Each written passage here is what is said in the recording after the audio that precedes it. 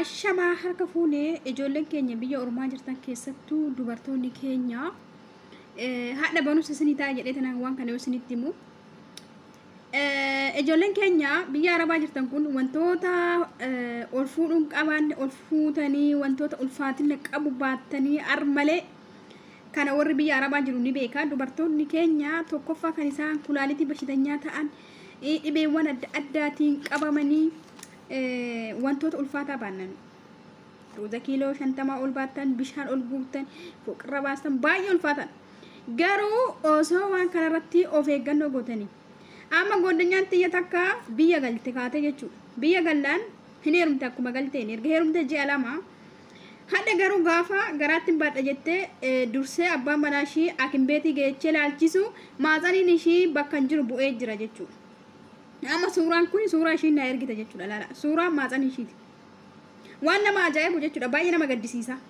Shamarroonni keenya ufuudhinaa ol baasanii isinaa ari ammalee waan ulfaatu waan humna keechanii ol ufuudhina nu dubartoota kan isaanii garuu dhiirri xamdallaa harree ga'u odoo taa'u nu ittiin waamu dubartoonni isaanii bishaan haayilaandii leetira takka ol fuunan itti iyya haadhaaf abbaan ni ugaruu shaqaalaa kiiloo 60-70 baadhu jedhanii nuti waaman bannaa tachi of eeggannoo godha ana bara duuti galtee oli fuudhu bar jalatti ni tana duddina chika jedhe kiiloo 10 oli fuudhu si jedhe naamantu Itoophiyaa ani nama kiiloo 25 duddatti baatudha hin baadhu garuu asitti kiiloo 10 waliin kirkira sobeen jedhe amaraan miidhaa miidharraan ga'e jechuudha of eeggannoo godha bannaa gizee tokko shamara ta'uun ofitti nama gaddisiisaa jechuudha.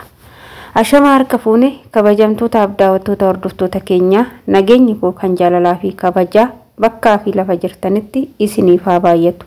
Anis obboleettiin keessan bakkaa fi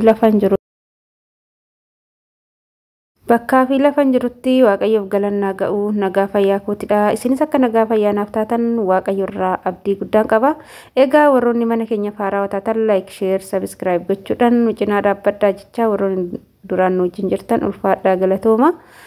Har'aa sumarraan jechuudha viidiyoo caaltuu kana jalqaba godhee haa fidu malee viidiyoon akkanaa kuni qabatamaan jechuudha qabatamaan ijoollee baay'ee asii galanii maaxaniin isaanii daa'ima baachuu fi diidee baay'ee rakkatantu jira jechuudha hedduun isaanii amma ijoolleen baay'een biyya arabaatii gaafa galanii maaxanii dhukkubsatu jechuudha baay'een isaanii asii galanii maaxanii isaanii niksifatu waa hedduu godhu waan baay'ee rakkoolee garagaraatitu irra ana hiriyaati yatakkaasii galtee jechuudha dhugaa dubbachuudha baay'ee dhimamte jechuudha yeroo mana yaala dhattu baay'ee dhimamte maaxaniin ishii daa'imas qabachuu fi didee baay'ee rakkisaa ture jechuudha inna booddee irratti macarrashaa irratti gizee meeqa dhisiifte booda daa'ima qabachuu fi danda'ee jira jechuudha. Ijoollee teenya baay'een biyya arabaatitti hojiin biyya arabaa nama miidhu fakkaata dhugaa dubbachuudha. Hojumti mana keessa mana walawwallu mana dhinnu kuni yeroo gadi jennee hojjennu waan nama miine fakkaata garuu sirritti nu miidha jechuudha. Sirritti nu miidha akkasumas ijoolleen teenya yeroo saramikii mana keessaa deemtanii shahaati caammaa keechan fayyadama kaalsii keechan fayyadama malee isarraan luka keechan innis hin dhaabbatina innis miidhaa guddaa qaba.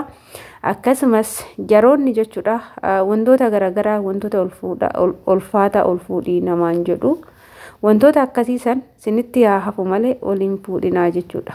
Maaliif jennaan yoo jiraattan hojjettanii nyaattu waan ta'eef wantoota humna keessanii olii ta'ee fuutanii hin hojjetina. Isarattaan sudhaan bishaan hin jirama bishaan jaarkaan abbaa leetirii 10 sanii ol fuutaniitti bakka bishaan barraadaa sanirratti kan gadi galabbatantu jira. Isallee shamarroonni keenya hin galabbatina humna qabna jettanii saabiin godhina. Akkasumas wantoota humna keechanii oli hin godhina. Maaliif jenna waan baay'ee sin eeggata. Jireenyi har'a kan hojjettan kana qofaa miti. Kan kushiinaa madaami keessaa miti. Jireenyi kan sinafu ganaa gaafa biyya galtanii jiruu eegaltanii abbaa manaa godhattanii kan heerumtan abbaa manaa keechanitti deebitanii kan hin heerumne asii galtanii gaa'ila godhattanii jireenya keechanitti fuftanii jiraattu jechuudha. Kanaaf jechuudha yeroo gola ormaa keessatti hojjettanii maallaqa isaan sinii kennan qofa ilaaluu osoo hin taane wantoota sin miidhan wantoota isin hin miine adda baafadhaatii beekaa jechuudha.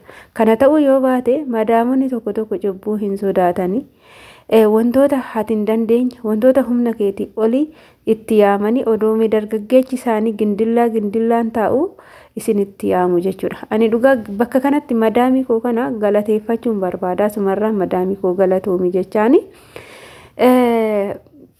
Waan ulfaata ol naffuusistu jechuudha. Ishee bichaa miti. Namichi illee jechuudha abbaan manaa ishee waan ulfaata ijoolleetti yaama yookaan ofii isaatii fiidha malee anaan kootu waan kana kaasinaan hin jedhu. Mana kana bichaan arge mana bakka shamarranii fi kabajaa qaban akkasumas immoo dubartiin akka waan ulfaata oliif fuunee kan dhooggu mana kana bichaan arge malee manni kun waan si'iin godhi jedha jechuudha ofii isaaniitti hudduu lafatti qaraqaranii. Inna anama madaamin to gaaf tokko kifilii tokko keessa xarabbeezaa chikinii jechuudha. Chikinii sun taane kan iddoo nyaatatti hojjetanii jechuudha. Iddoo nyaatatti nyaatanii kifilii nyaataa jechuudha xarabbeezaa minxaafi jalaa baasna jedheen ani kaa humnuma kiyyatti dhiibee tananii isaa wajjin gottota jechuudha. Hin ta'u naan jette maaliif jennaan har'aati shamaraa waa baay'eetu si eeggataa asii galteetti waa hedduu si eeggataa isaan dhiira waan ta'aniif isaan fuudhu qabu maal hojjetu isaan hin da'anii yookaan waan tokko hojjetanii kanaafuu isaan miidhama hin qabani miidhama guddaa kan qabu nu'idha. Kanaafuu wanti kun ani siif osoo hin taane cubbuudha boruu kiyyan itti gaafatama waan ta'eef waan kana oliif fuutus jettee na dhoggitee ijoollee dhiiraa itti yaamte ol fuusiftee jechuudha. Inna akkasumas immoo irraana dhoggu jechuudha dhugaa wantoota ulfaataa amma gizee gaaziin dhumee jechuudha tasa odoo isaan hin argin ol fuudhee galchee gaafanii irra godhe kophaa kee ol galchitee miti jedhanii na gaafatu jechuudha. Na gargaaru malee fuudhi godhi naan hin jedhani jechuudha.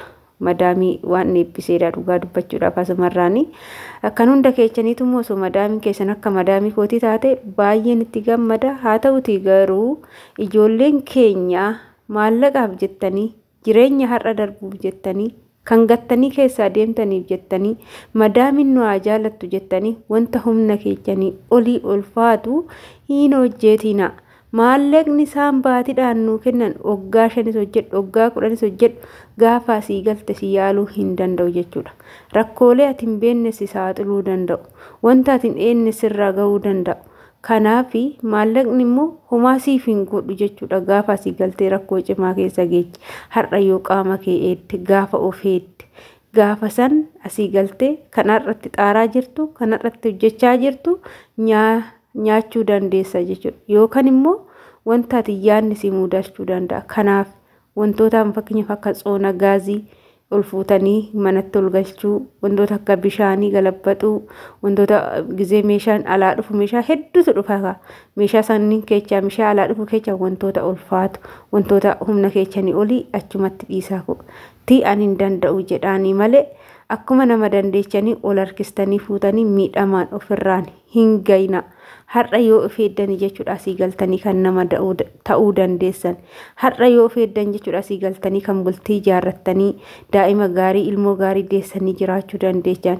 Yookaan immoo wanta isin yaadnin isin mudata. Ijoollee baay'ee amma mucayyoon takka biyya keenya dhugaa dubbachuudhaaf biyya Arabaa kana galte dhugaa ilmoon garaatti ishee hafe gaafa da'umsa irratti da'uu dadhabde da'umsa irratti illee boqattee jechuudha. Kana hundatu jira jechuudha. Wanti nu taanu hin beekamu. Maallaqa argachuuf xaarra malee har'a sababni nutti dhufu hin beekamu. Har'a garuu gaafa ofeennee gaafa mooyyuu qaama keenya eegganne rakkoon nurra gahuu dhabuu danda'a jechuudha. Isiniif galee wanti nu xaarruuf wanti nu hojjennuuf kan hojjechaa jirru kana galleetti gammaduuf mitira. Galleetti gammaduuf immoo har'a of eeggannoo godhachuu. Wantoota humna keenya olii fayyadamuu dhiisuu nyaata keenya siraatan nyaachuu qaama keenya siraatan eeggachuu wanta biraallee yoo godhuu dadhabne jechuudha. Nyaata keenya yeroo yeroodhaan nyaachuu fayyadamuu yaada baay'isne yaaduu dhiisuu kunniin wantoota qaama keenya saaxilanirraa nu fageechee qaama keenya nu godhuu fayyaa nu gochuu waan danda'uudha waan ta'eef jechuudha. Kanaaf isiniin jedha obboloota kooyi kanaaf of eeggannoo godhadhaa keessattuu wanti gara maaxaniitiin namatti dhufu baay'ee ulfaata jechuudha baay'ee kabbada waan ta'eef isin of eeggannoo gurguddaa godhadhaa. Har'a yoo of eeddan nama taatu isiniin jechuu jaaladhaa. Fayyaan faaya addunyaa kanarratti nama fayyaa qabutu nama ta'uu danda'a malee yookaan immoo faayidaa tokkollee hin qabnu jechuudha nutu. akkas isiniin jira obboloota kooyi. Ani viidiyoo kiyyammoo asumarraa nan goolaba.